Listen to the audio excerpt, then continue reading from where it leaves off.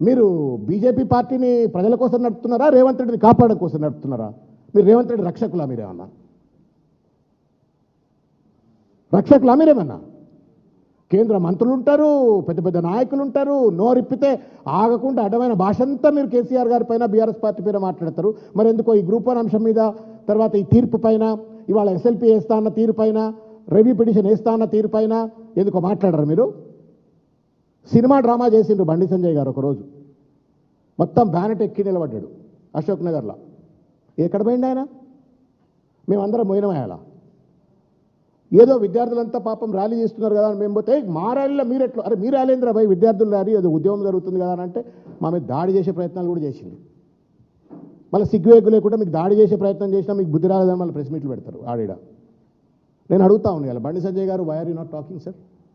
ఎవరు cabinet minister? నాకు ఆయన గుర్తు బాగా. అదే అశోక్ నగర్కి వెళ్ళి ఫోన్ కొట్టిండు సార్ బండి సంజయ్ గారు. ఫోన్ కొట్టంగానే హాట్ లైన్ ఎవరిది అనుకుంటున్నారు? కిషన్ రెడ్డిది కాదు, లేకపోతే లక్ష్మణ్ది కాదు, రామచంద్రరావుది కాదు, ముఖ్యమంత్రి రేవంత్ రెడ్డితో హాట్ లైన్ బండి సంజయ్ గారికి. అదే బ్యానెట్ మీద మహేష్ బాబు నిలబడ్డాడు ఆయన, చుట్టంతా చీర్ గ్యాంగు నిలబడి ఫోన్ కొడతాడు. ఫోన్ కొట్టంగానే ఆయన ఫోన్ ఎత్తుతాడు. మీరు అసెంబ్లీ దాకా రండి, మీకు మొత్తం సమస్య పరిష్కారం చేస్తాను ఆయన చెప్తాడు, ఈయన అనౌన్స్ చేస్తాడు.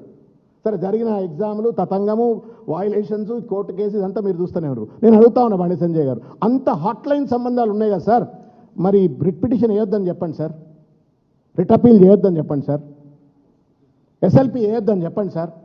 విద్యార్థుల జీవితాలతో చెలగాటం ఆడకుండా, వాళ్ళ జీవితాలను అన్యాయం చేయకుండా రేవంత్ రెడ్డి గారిని మీకున్న పలుకుబడి, పరపతి, సంబంధాలు, బంధాలు, బాంధవ్యాలు అన్నీ వినియోగించి ఒకసారి ఈ గ్రూప్ 1 నిరుద్యోగుల సమస్యల పట్ల ఒకసారి మాట్లాడండి సార్. ఏమన్యాయం ఇది? మా గురించి ఏమో ఇష్టం వచ్చినట్టు మాట్లాడతారు మీరు. కేసీఆర్ గారు అనగానే ఎగిరెగిరి పడతారు. మరి రేవంత్ రెడ్డి ఇంత తప్పు చేస్తే ఎందుకో మాట్లాడతలేరు? టీజీపీఎస్ ఇంత తప్పు చేస్తే ఎందుకు మాట్లాడతలేరు? మాట్లాడాలని కోరుతున్నా. బండి సంజయ్ గారు మాట్లాడండి. మీ నోట్లకు వేసుకున్న తాళాలు తీయండి. నిజమైన సమస్యల పట్ల. ఇలా యూరియా గురించి ఎక్కడన్నా మాట్లాడుతున్నా బీజేపీలు? యూరియా గురించి మాట్లాడరు, గ్రూప్ 1 గురించి మాట్లాడరు. ఏ ప్రజా సమస్యలు, రేవంత్ రెడ్డి చేస్తున్న తప్పిదాల వల్ల ప్రజలు ఎదుర్కొంటున్న ఏ సమస్య వల్ల వాళ్ళు మాట్లాడతలేరు.